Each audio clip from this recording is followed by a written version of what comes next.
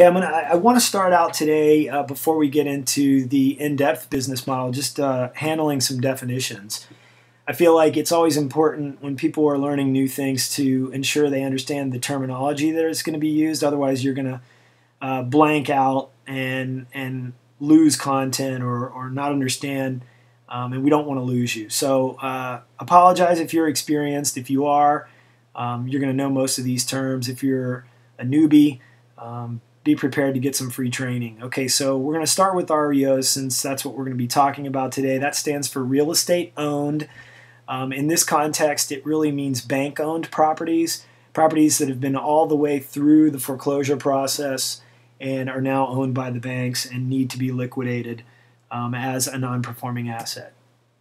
Okay, the second term that we want everyone to understand is the installment sale contract, sometimes called a land contract.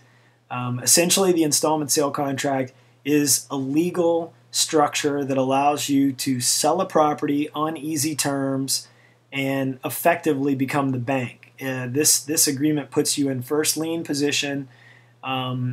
You've bought a property all cash and now you're selling it on an installment sale for easy terms, meaning $500 down, low monthly payments over a 15 or a 20-year term at a fixed interest rate.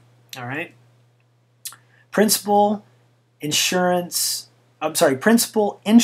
tax, and insurance is what PITI stands for, and that essentially represents the payment that a buyer would make to you if you sold a home on an installment sale contract. All right. Deed and title, most everyone will know this. Deed is just the legal interest and ownership in a property. It verifies that and is going to be an important step in our business model, and you'll find out more why. We're going to talk a little bit about what we do with the deed when we sell on an installment sale contract. It's also important to understand amortization and seasoning. Okay, amortization is very simple. It's just the gradual elimination of a liability or a debt over a fixed period of time, sometimes referred to as an amortization schedule. So for our situation, we're going to be talking about 15 to 20-year amortization. And then seasoning refers to the minimum number of consistent payments that are made against the land contract note or the installment sale contract note. And there's two situations with seasoning. One is after 6 to 12 months of consecutive payments, your note is seasoned if you would choose to sell it at a discount to an investor who's interested in purchasing performing notes. And there are a lot of investors out there in today's market that are interested in purchasing performing notes. And we have those investors at our disposal and can help you sell your note once you buy into this investment program. Then the other area of seasoning that you need to understand is you are going to be holding on to the deed to these properties. If you buy a property with us for all cash and then we turn around and sell it for you on an installment sale contract, you hold the deed as the investor for 24 months. And then the land contract note is truly seasoned and you sign over the deed to the end buyer and they then become the legal owner and at that point own the home. You quit claim the deed over to them. So there's two different situations with seasoning.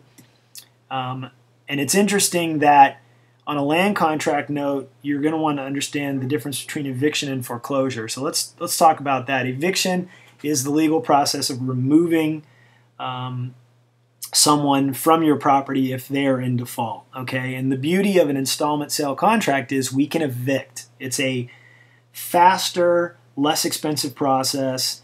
We've only had one eviction in 700 properties, so the likelihood of it happening is very low. But as the investor, you'd much rather evict than foreclose. And if you need to, we can connect you with an attorney for $450 to handle that for you. Now, if the owner has made 24 months of consecutive payments, then you've quit claimed the deed over to them, and now it's been recorded as a mortgage note with you in first lien position. If they default after that time frame, you do have to foreclose, and obviously there are attorneys who can be secured to take care of that for you, but it's very important to know the difference between eviction and foreclosure. Foreclosure is a slightly longer and a little bit more expensive process. Eviction's easier, and as an investor, we appreciate the fact that we can evict on an installment sale contract should the need arise. Okay, so let's get into foreclosure. We need all of our investors and students to understand the stages of foreclosure, to really understand the different investment strategies that one needs to apply for different markets and different business models. Okay, so the first is pre-foreclosure. Okay, pre-foreclosure is very simple. It's just a grace period where the owner still has a chance to make up any late payments, fees, and penalties to avoid foreclosure and eviction. And the bank's going to send these guys a notice that says, hey, you're behind, just make it up, we'll forgive you, all will be well, and you can stay in your home. Okay. When an owner is faced with foreclosure and they're still in pre-foreclosure and a notice of default has already been recorded, that's the trigger that starts the clock ticking. They usually have 90 to 120 days to make up any payments that they owe, and if they do that, great. In the last 12 to 24 months, we've seen a lot of people in pre-foreclosure that couldn't make up their payments. They're upside down, etc. And so this is a very hot area of investing. I will tell you, we do not engage in pre-foreclosure investing. It's an incredibly stressful, emotional period for the owner, and there is a tremendous amount of competition for this particular strategy in the states and markets that it works in. It mostly works in the West. It does not work in the Midwest, and we'll talk about why a little later, since we're going to be reviewing Midwest REO opportunity today. But I just wanted to let everyone know that if you're willing to deal with, a completely emotional, teary-eyed investor and deal with that stressful situation and compete, more power to you. A lot of money can be made. This is just not a strategy that we've chosen to execute, but it is something that you can make a lot of money with. Okay, so then if a property were to go through pre-foreclosure and the owner was not able to make up late payments, fees, and penalties, then the bank is going to foreclose on them, remove them from the property, and then they will enter into the true foreclosure stage, the second stage, and they'll force a sale. And typically these are held at public auction on the courthouse steps, and the bank's looking to discount the loan debt and cash out, find a cash buyer and bid it up, and then they'll apply the cash that they receive at public auction against the loan debt and move on. Okay, now foreclosure stage of investing is incredibly lucrative area, especially in California.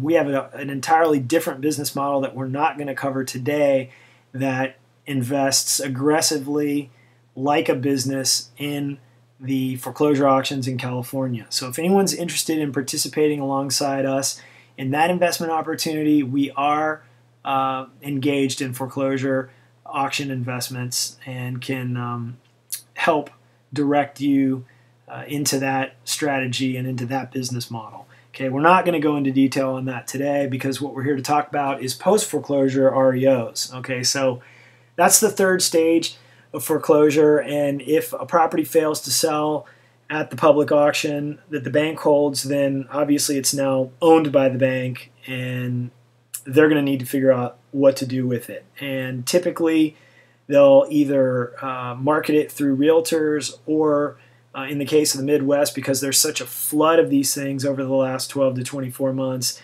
they're going to talk to bulk buyers, and that's where we come into play. Okay.